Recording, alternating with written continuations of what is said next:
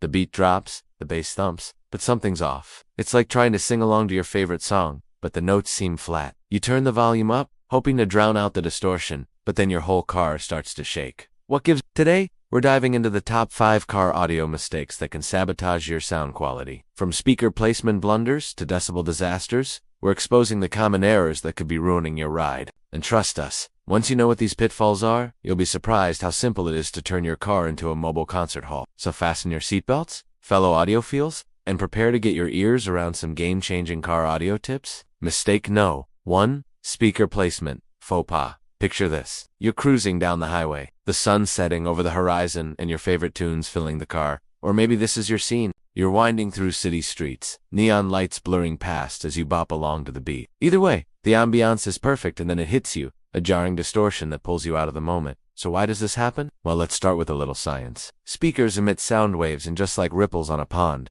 their range and quality depend on their environment. If your speakers are too close to the dash, they can reflect off the windshield, creating an echoey effect that muddies the sound. Or perhaps they're tucked away in the doors. This can lead to a lack of depth and clarity, making it sound like your favorite song is coming from a cheap cell phone speaker. Now enter our hero, proper placement. By repositioning your speakers towards the center and at ear level, you create a sweet spot for your listening experience. Plus, by considering the unique acoustics of your vehicle, whether it's a sedan, SUV, or truck, you can fine-tune their positioning for optimal sound dispersion. It's all about maximizing that sweet spot for your listening pleasure. But hold on a second. Good speaker placement is only half the battle. There's more to great car audio than just positioning your speakers. Next, we'll explore mistake no. 2. Overpowering your system. Mistake no. 2. Turning up the treble. Have you ever turned up the volume so high that the sound started to crackle and distort? You know, that moment when your car's speakers sound more like a dying animal than your favorite song? Well, this phenomenon is called clipping, and it happens when you push your audio system beyond its limits, forcing it to cut off the finer details of the sound waves in an effort to fit them all in. Clipping not only creates a harsh, unpleasant sound, but it can also damage your speakers and amplifier. So why do we do it? Well, let's face it, we all love to blast our favorite tunes. There's just something exhilarating about turning up the volume and feeling the bass thump in your chest. But this desire for a louder, more intense experience can lead us to push our car's audio system a bit too far. However, achieving a truly epic jam session doesn't necessarily mean going super loud. Instead, it's about maximizing the clarity and quality of the sound.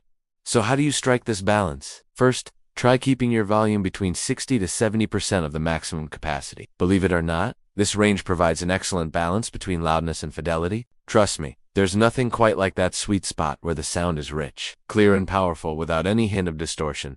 Second, make sure your sound system is properly set up. Have a professional check your speaker placement and make sure everything is in tip-top shape. Finally, embrace the power of your car's acoustics. Certain vehicles have naturally better acoustics than others, so use your car's unique qualities to your advantage. For instance, if your car has a bit of an echo, try playing around with the equalizer to add some warmth and depth to the sound. By following these tips, you'll be able to enjoy your favorite tunes with all the power and punchiness you crave without sacrificing sound quality. And who knows, you might even discover new nuances in your music you never noticed before. Now that we've mastered the art of volume, let's turn our attention to mistake no. 3. Neglecting the equalizer. Mistake no. 3. Skipping the equalization tune. Ever driven in a car where the music sounds dull and lifeless, like a painting devoid of color, leaving you uninspired and unmoved? This could be due to one often overlooked factor: neglecting to tune your car's EQ. You see, cars come with unique acoustic properties that can significantly impact the way music sounds. Hard surfaces, different materials, they all play a part in shaping the listening experience. Without proper equalization, your music might sound thin and sharp,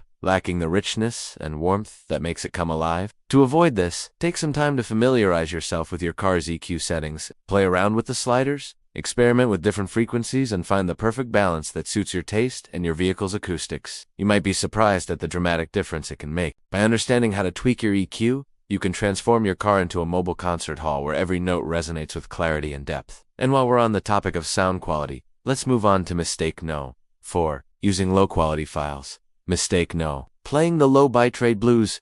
Has your car stereo ever played a song that sounded like a chipmunk gargling with gravel? You know, those tracks where the vocals are almost unintelligible, and the instrumental harmony is lost in a sea of static. Playing low-quality MP3s, or streaming at a low bit rate, can lead to a listening experience that less than stellar. But why do we do it? Well, low bitrate files are often smaller in size, which can be beneficial for storage space on your device, or for streaming to save on data usage. Additionally, many people simply don't have access to higher quality audio files, either due to cost constraints or limited availability. However, there is a solution. Look for tracks with a bitrate of at least 192 kilobits per second or higher. And if you're streaming, opt for services that offer higher quality audio options. By making this simple switch, you can transform your car's audio experience from a painful screech to a harmonious symphony. And finally, we arrive at mistake number 5, not listening at a comfortable distance. Mistake no. 5. Sitting too close to the boombox.